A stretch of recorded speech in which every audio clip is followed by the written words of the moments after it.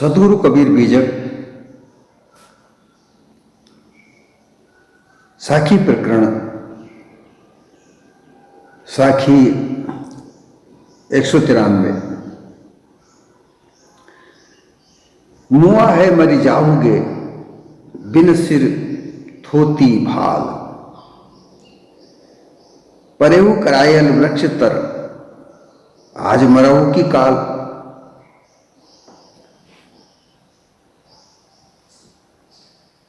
सतगुरु कबीर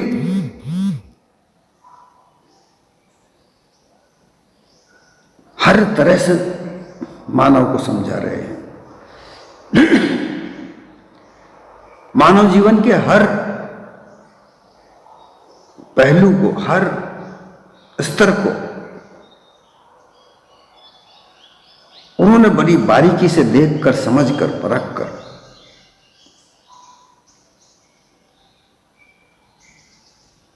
और फिर मानव को परखाया है, जनैया को जनाया है। ऐसी मानव जीवन की ऐसी कोई सी भी बात नहीं जो उन्होंने न समझाई हो।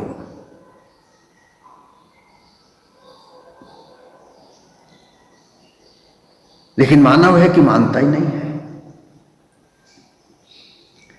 मानव अनुमान कल्पना की वाणियों में इतना घिरा हुआ पड़ा है कि कबीर विचारधारा को ही उसमें शामिल कर लिया, अनुमान कल्पना के साथ शामिल कर लिया। बड़ी विडंबना है कि जो कबीरपंथी कहलाने वाले लोग हैं वो भी अनुमान कल्पना से बच नहीं रहे हैं, वो भी वहीं फंसे पड़े रहे हैं। जिस काम को सतगुरु कबीर ने अनुमान कल्पना पाखंड से निकालकर सत्य राह, इसे जनैया जीव को पारक पद दिया, उन्हीं के विचारधारा को दूषित करके, विकृत करके और वही अनुमान कल्पना के जंजाल में फंसा रहे हैं।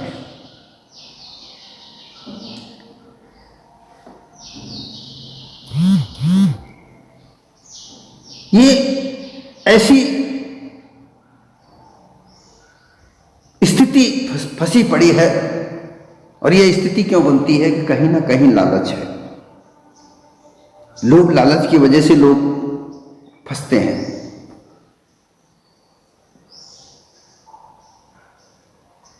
उन्हें कहीं ना कहीं धन का लालच उस ओर खींचता है। तब कबीर साहब के विचारों में भी विकार लाकर उसे भी उसमें शामिल कर दिया है।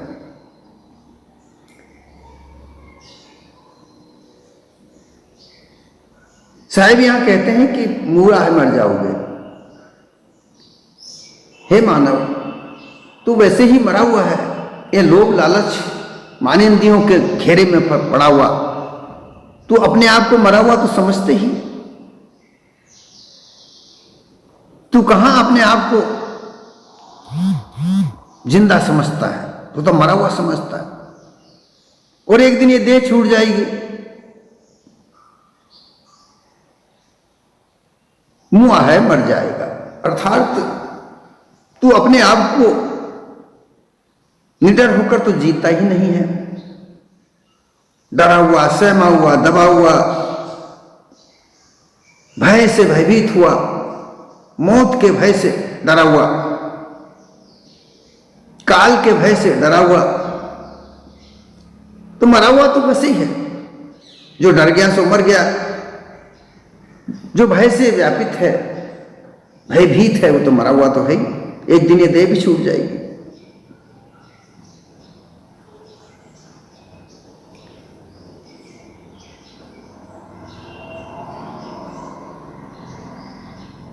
ये क्योंकि सबके सिर पर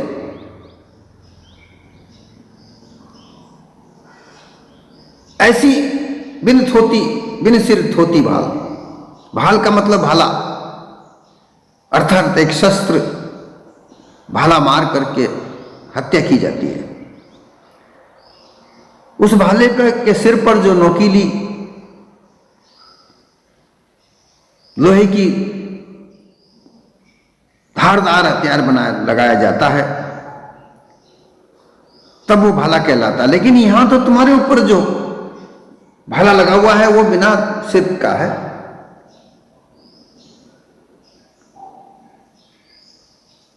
उसमें वो दिखता भी नहीं है। जो भाला है, जिस भाला से हत्या की जाती है, ऐसे भाले से वो तो दिखता भी नहीं है, लेकिन फिर भी तुम डरे हुए हो। और उसी भाले से आगे से लोग मरते आए हैं और तुम भी मर जाओगे।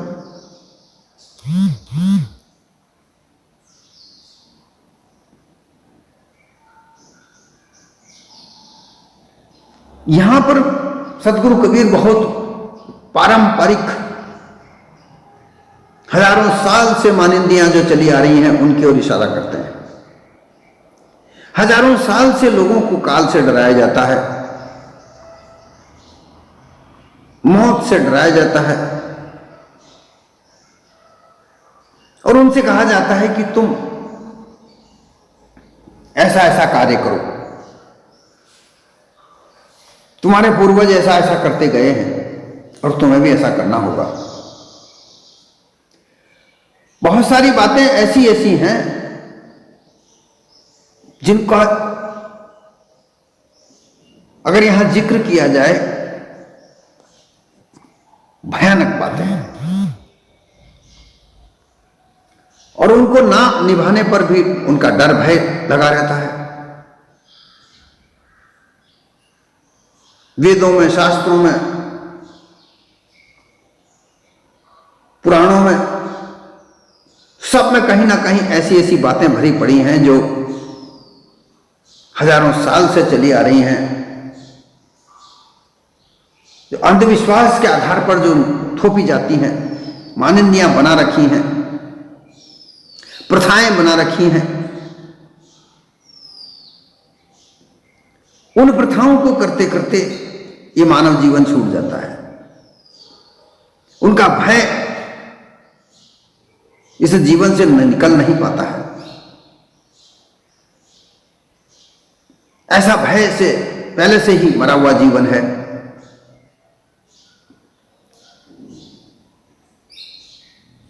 धर्म की ऐसी ऐसी मान्यता है जिनसे उबरता ही नहीं है व्यक्ति, और इन मान्यताओं में उलझा हुआ अपना जीवन बिता देता है।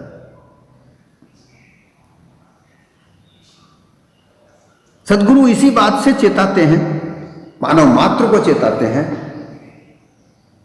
कि तुम बिना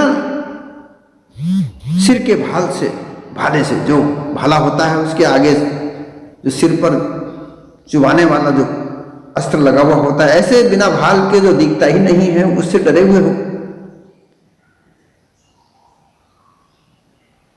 और तुम्हारे पूर्वज भी उन्हीं मान्यताओं में झगड़े हुए मर गए और तुम भी मर जाओगे।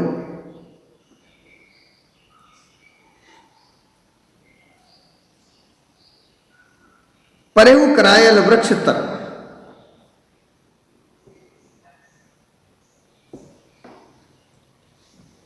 क्योंकि ऐसी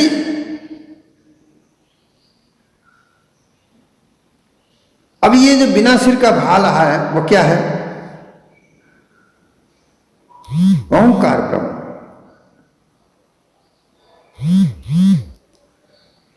ऐसी मान्यताएं बना रखी कि ओंकार से ही सारा सृष्टि बनी हुई है, ओंकार का जाप सर्वश्रेष्ठ है, ऐसा बताया जाता है।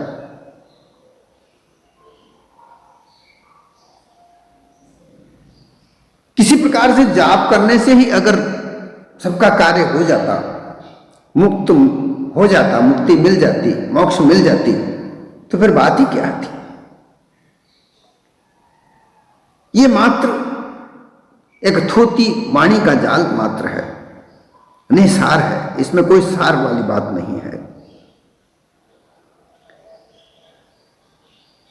जो भाला लगा हुआ है ये वाणियों का भाला ही तो है। जो बिना सिर का भाला है ये वाणियों का जाल तो है।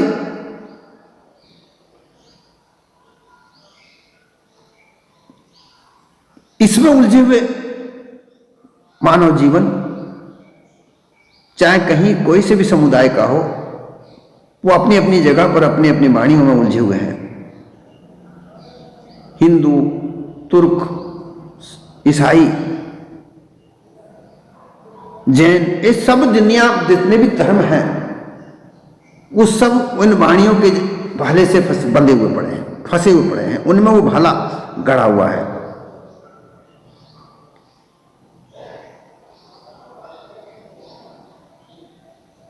इन वाणी के भाले से मर मर कर प्राचीन काल से सब लोग भ्रमिक गुरुआ लोग जड़ अध्यासी होकर उनसे बंध बंध कर मर चुके हैं और वो 184 जीवा जीवन में पड़ चुके हैं। अब और उन्हीं की वाणी जिनमें श्रेष्ठ सार सिर रूप चैतन्य जीव का कोई बोध नहीं है,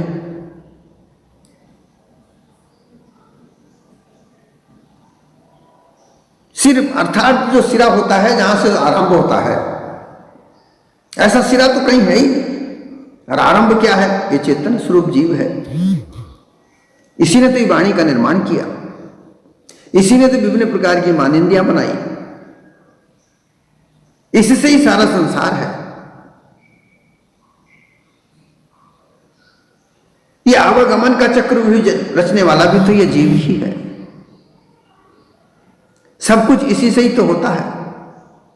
अगर ये जीव चेतन स्वरूप जीव नहीं तो क्या हो सकता है? ये कभी विचार नहीं करते।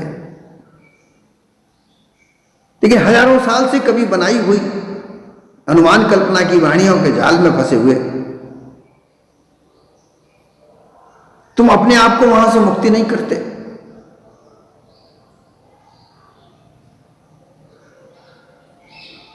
बार बार साहेब यही कहते हैं, करे यहां से निकलो।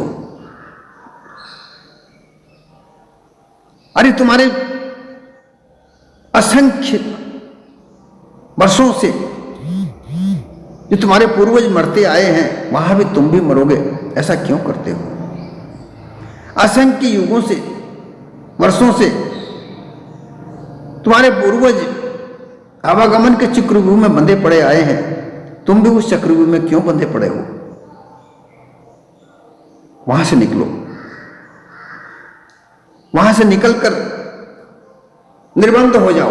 अटल अविनाशी जो तुम्हारा पद है उस पद को समझो, जांचो। बिना जांचे ये तुम्हें मिल नहीं पाएगा। इसको जांचने के लिए तुम्हें पारक सदगुरु की शरण में जाना होगा। परेव करायल वृक्ष तर करायल,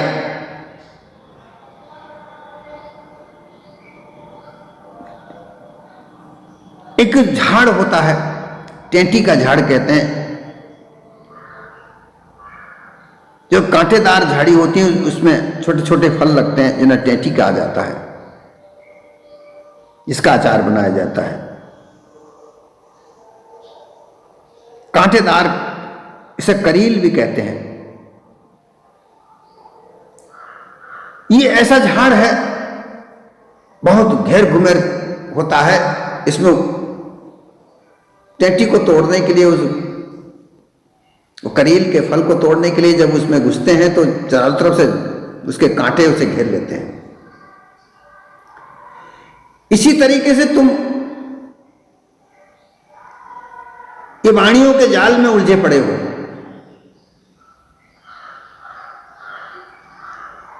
ये वाणियां जाल तुम्हें विभिन्न प्रकार से फंसाती है, उलझाती है।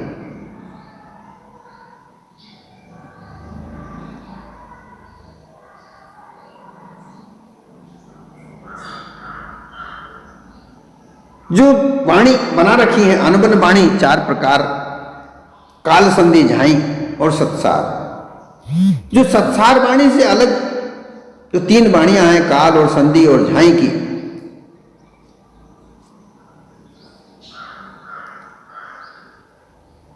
जो इनमें भेखरी वाणी कही जाती है, जो काल की वाणी है, इनमें बाहर की वस्तुओं को बता बता करके तीर्थ व्रत, तीर्थ में जाकर विभिन्न प्रकार के तीर्थ बना रखे हैं, 68 तीर्थों का नाम आता है। उन तीर्थों में जा जा करके, वहां स्नान करके, और ऐसी मान्यताएं बना रखी कि इन तीर्थों में स्नान करके दान पुण्य करने से मनोकामनाएं पूरी होती हैं।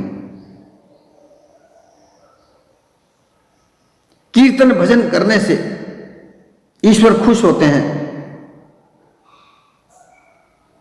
और वो माया के चंगुल से फंसाते हैं, उलझाते हैं, फंसाते हैं, निकालते हैं।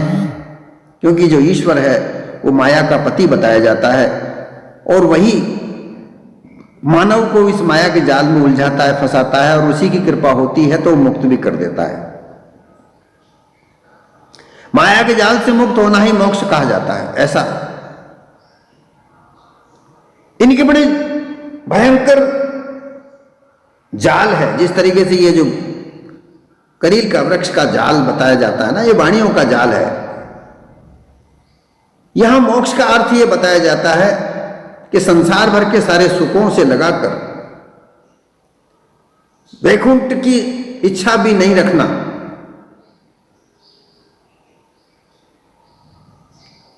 ऐसी इच्छा करना कि वैकुंठ भी प्राप्त ना हो, मुझे वैकुंठ की भी इच्छा नहीं है, मुझे संसार के सकल पदार्थों की भी इच्छा नहीं है, ऐसी इच्छा उदाहरण करना, यही मोक्ष है, ऐसा ही कहा जाता है।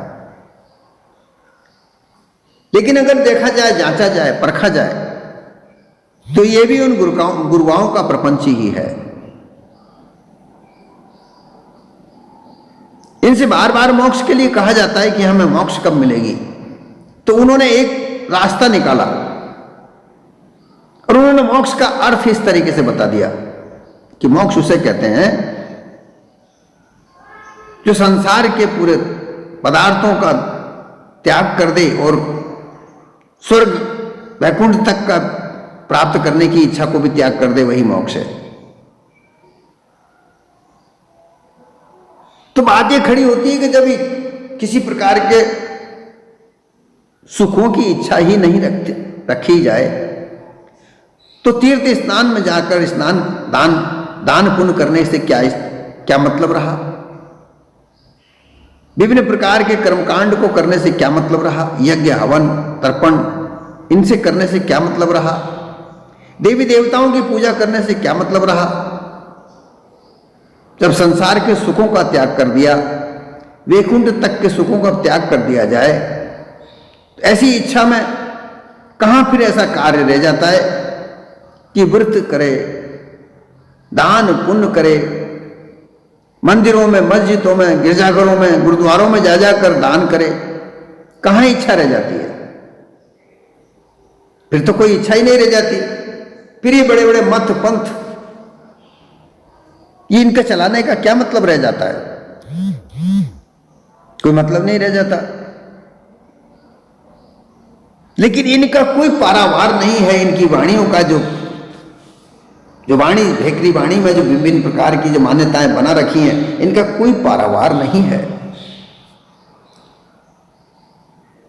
और सामने जब समक्ष जब देखा जाता है तो ये देखा जाता है कि ये सब इनके व्यापार हैं, ये सब इनके व्यापार केंद्र हैं, इनमें ये व्यापार चलाते हैं। धन धान्य से तो ये चलाने वाले, ये व्यापार चलाने वाले संपन्न हैं। दूसरों से कहते हैं कि किसी प्रकार का सुख नहीं है चाहिए, वैकुंठ तक का सुख का त्याग कर दे, वो मोक्ष है। और ये सारे सुखों का प्रयोग करते हैं, उपयोग करते हैं, उपभोग करते हैं। ये ऐसी दोहरी नीति, छल कपट पाखंड ही कहलाती है। और इस जाल में फंसे हुए लोग हजारों साल से मरते आए हैं और मर जाएंगे। फिर उपासना कांड आता है, जहां उपासना से तात्पर्य किसी इष्ट का ध्यान लगाना, मंत्र जाप करना। तो ओमकार का जाप करने के लिए कहते हैं कि ओमकार सबसे बड़ा मंत्र है, इसी से सारी दुनिया है, इसी में सब देवता हैं।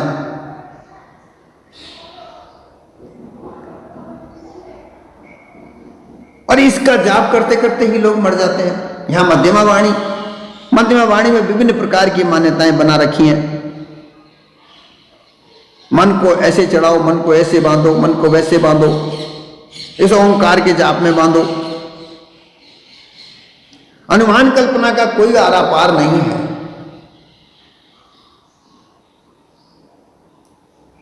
ओंकार से फिर इन्होंने 7 बीज जाप के बताए। ऐं ह्रीं क्लीं श्रीं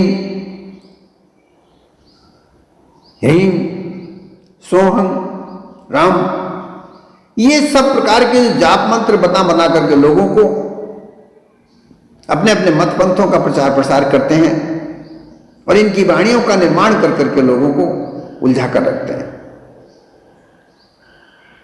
तो ये करील के वृक्ष की तरह झाड़ है वाणियों का। फिर योगी अपना योग क्रिया करते हैं दुनिया भर की, वहां पर प्रशंति वाणी को बताते हैं कि इसको योग की क्रिया के द्वारा परमात्मा के दर्शन करो।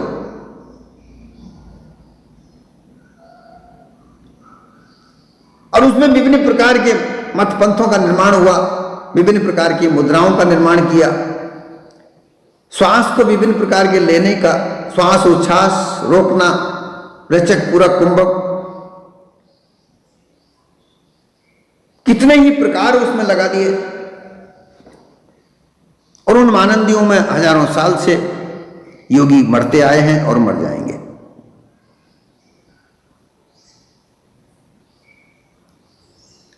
फिर ब्रह्म ज्ञान की मान्यता। ब्रह्म ज्ञान की मान्यता में देखा जाए तो कितने ही प्रकार के ब्रह्म के सिद्धांत।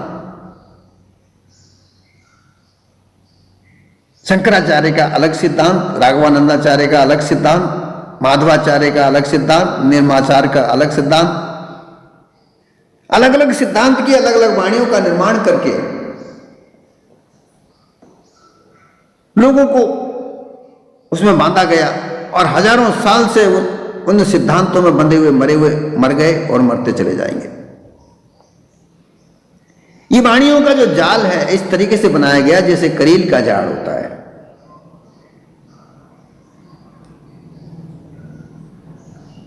और ऐसा कहा जाता है कि वाणियों को समझो, इनके आधार को रखो। तो साहिब यहां कह रहे हैं कि परेव करायल वृक्ष तर, ऐसे करील के कांटेदार वृक्ष के नीचे बैठे हुए हो, वहां से कैसे निकलोगे? ये जो वाणियों का जाल है ये ऐसा ही है, इनमें उलझकर तुम निकल नहीं सकते। हजारों साल से इन वाणियों के बंधनों में पड़े हुए मरते आए हो और मरते चले जाओगे।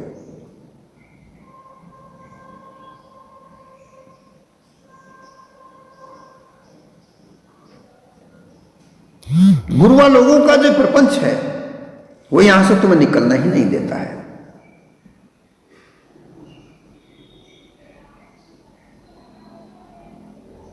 कोई ईश्वर है, वो तुम्हारा कर्ता धरता है, वो तुम्हारा पालन पोषण करता है, तुम कुछ नहीं करते, तुम कुछ कर नहीं सकते। ऐसी मान्यताओं को निर्माण करके, ऐसी वाणियों का निर्माण करके जो तुम्हें उसमें फंसाया गया है, उलझाया गया है, गुमराह किया गया है, तुम उसमें गुमराह हुए। वहां से काल की कल्पना से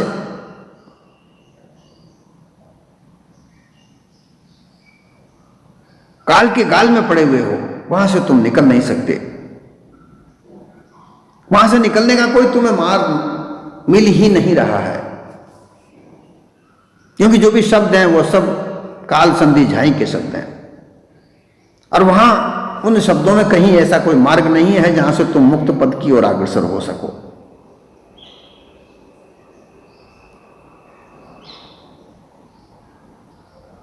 एक तो ये तरीका हुआ, दूसरा तुम खुद विषय आसक्ति के आसार में पड़े हुए हो।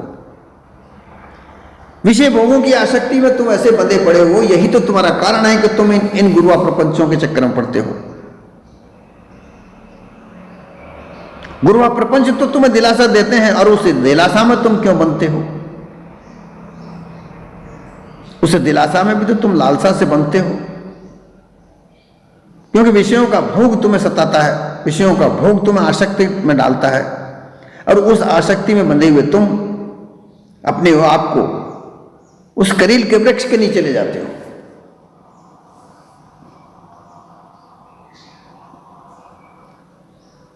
काम, क्रोध, लोभ, मोह,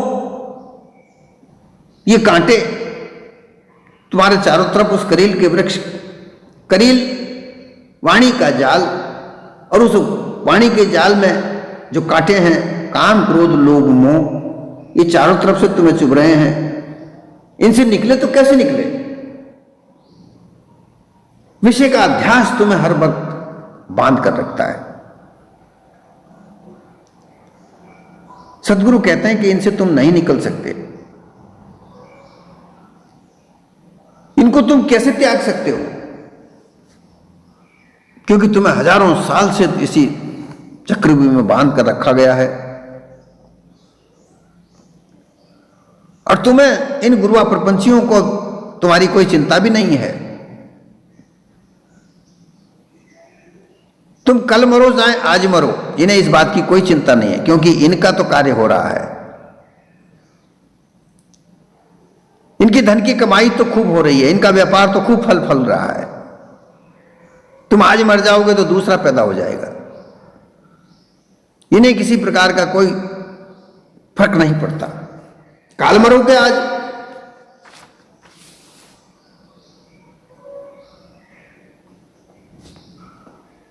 अगर इनसे बचना है,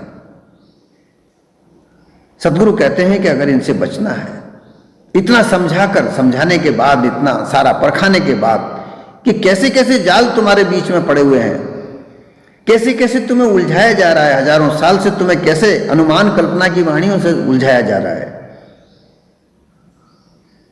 और तुम्हें दिलासा, काम, क्रोध, लोभ, मोह की दिलासा दी जाती है, और तुम लालसा, मनसा, इच्छाओं के वजह से उस करील के झाड़ के नीचे पड़े हुए, और इसमें वो झाड़ को रचने वाले लोगों की किसी तनिक भी परवाह नहीं है। तुम कल आज मरो या कल मरो, इन्हें इस बात का किसी प्रकार का कोई भी जरा सा भी इनको फिक्र नहीं है।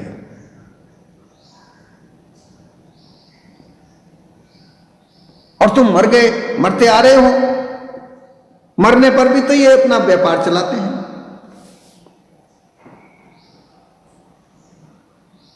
इसलिए सदगुरु कहते हैं कि अगर तुम यहां से निकलना चाहते हो, अगर तुम यहां से निकल सकते हो, तो एक युक्ति है कि ये विषय वासनाओं से वैराग धारण करो। अनुमान कल्पना रूपी वाणी से बाहर निकलो, सार शब्द को धारण करो। शब्द शब्द धारण करे बगैर तुम इस जन्म मरण के चक्रव्यूह से नहीं निकल सकते। ये जो चक्रव्यूह है, ये चक्रव्यूह तुम्हें इसको त्यागना पड़ेगा, खुद को हटाना पड़ेगा। तुम्हारे हटाए बगैर तुम्हारा कल्याण नहीं है। तुम ऐसे ही इस चक्रव्यूह में अगर बंधे रहोगे तो हमेशा मरते रहोगे। इसलिए अगर यहां से बाहर निकलना है तो सार शब्द की ओर आ जाओ,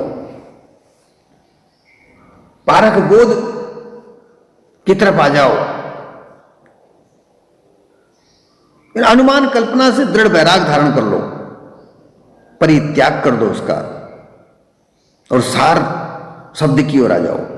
जब सार शब्द को सीखोगे, समझोगे, जानोगे, तो तुम पारक पद को प्राप्त करोगे। ऐसी वस्तु जो जैसा पद जो कभी नाश नहीं होता। ये जितनी भी वाणियां हैं, ये सब सारी गल जाती हैं, ये समाप्त हो जाती हैं, बदल जाती हैं, परंतु जो पारक बोध है, जो पारक पद है, वो कभी नहीं गलता, और इसी में तुम्हारा कल्याण है। यही मुक्त पद है, और तुम हमेशा से मुक्त थे और मुक्त रहोगे।